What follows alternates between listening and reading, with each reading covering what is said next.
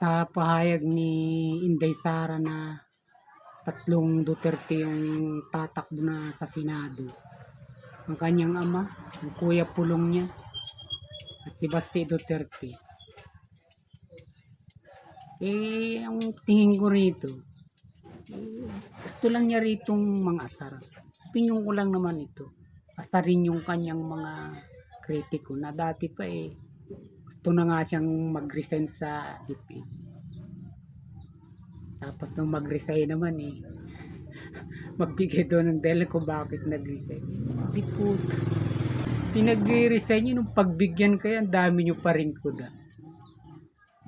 Dito tayo sa sinasabi natin na ipinahayag niya na pagtakbo nga ng tatlong Duterte sa Senado ngayong midterm election, yung susunod na taon.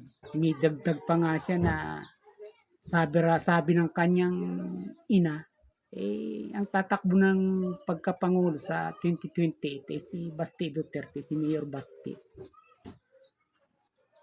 Ang sa akin dito, dalawang bagay. Pang-asar man ito sa kanyang mga kritiko o sa katotohanan man sa tingin ko, talagang nararapat itong kanyang ginawa na ito, itong kanyang mga sinabing ito. Matapos niyang mag-resign nga sa bilang Deputy Secretary. Itong magandang move niya rito na kumbaga nagsisimula siyang umalagwa rito. Malaya siya kung ano man yung mga mapanghas na bagay na gusto niyang sabihin. At nakita natin dito talagang marami din dito marami talagang reaksyon, hindi basta marami din. Talagang lahat sila dito nagre-react. Na siyempre mga kritiko rin na talagang gusto na di umanong ika nga sakim yun. Siyempre mga kalaban, mga kritiko. Isa na nga si Katunying dito, napanood ko yung kanyang reaksyon tungkol nga din dito hinimay-himay niya na ang senador binubuo na ng lahat ng bawat pamilya, magkakapatid, mag-ina, at ngayon nga ito naman mag-aama. Sa akin dito, wala tayong magagawa, tao yung bumubuto rito.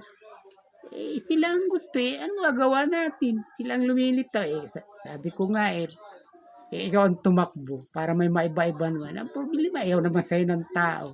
Yun di ba? At ito nga, ang sa akin dito, pang-ukray man ito, katotohanan, tama lang ito. Maging totoo man ito na totoong tumakbo nga yung mag-aama, nararapat dahil siyempre marami nagsasabi na pinag-iwanan na ang mga Duterte. Sa PDP nga laban yung partido nila halos wala na silang mga membro na yung sa Kongreso. Sinabi mismo ni Senator Bato de la Rosa na naubos na talaga halos yung kanilang membro. Lumipat na lahat sa PDP. Ngayon, kung totoo nga itong mangyayari, di tama lang dahil hindi na sila maghahagilap ng Senate slate nila. Kumbaga, tatlo na kaagad sila, di ba? Si Senator Bongo, tapos si Senator Bato de la Rosa, 5 na. O ko si Philip Salvador patatakbo. Di ba? 6, hindi na sila maghahagilap. Ay ibig kong sabi, nari na kaagad sila. Kung pinag-iwanan man sila sa paningin ng mga kritiko at ng mga pilit na nagpapabagsak nga sa sinasabi ng Duterte, wala ng pwersa, wala ng power. Siyempre, yung kanilang mga gustong palitawin, di ba? Sinisira nga nila, binabagsak nga nila. Pero ang katotohanan, hindi naman ganon. Katunayan nga, nang sabihin nga niya ito, halos mawindang sila. Hindi natin alam kung natatakot, nangangamba, nagugulat. Nung sabihin niya ito na tatlong Duterte yung tatakbo. At ang pinaka-main dito, na gusto ko nga sabihin, dahil bismove nga yung ginawa niyang ito, ay tama lang dahil unang-una, wala siya ditong inaanos na siya kung ano man yung tatakbuhin niya. At ultimong 2028 niya, sinabi na niya na si Basti ang tatakbo bilang Pangulo. Sa tingin ko, gusto rin niya mapahingahan sa kanyang mga kritiko, sa mga bumabati ko sa kanya, sa gustong sumisira sa kanya na pinipilit siyang pabagsakin o sirain sa mata ng tao. napapansin natin na 'pag nangunguna ka sa survey, nasa iyo yung sinto ng paninira ng mga kalaban mo, tinatrabaho ka talaga. Eh, organisado kaya 'tong mga tinatawag na political persecution na ito. May mga galamay ito, may pira. At siyempre yun nga, may nagpapatakbo, may nagpapagalaw. Ay ngayon kung ganitong kanyang pinahayag na ito, sa tingin ko, medyo iwasan siya ritong batikusin o siraan. Mga maharap niya yung trabaho niya ng maayos. Kumbaga hindi masyado siyang mape-pressure ba. At siyempre kung sinong nangunguna sa survey, mapapansin natin yan ang tinitira ng tinitira. Tingnan yung si Senator Tulfo nung nangunguna at kung ano-ano yung lumilitaw.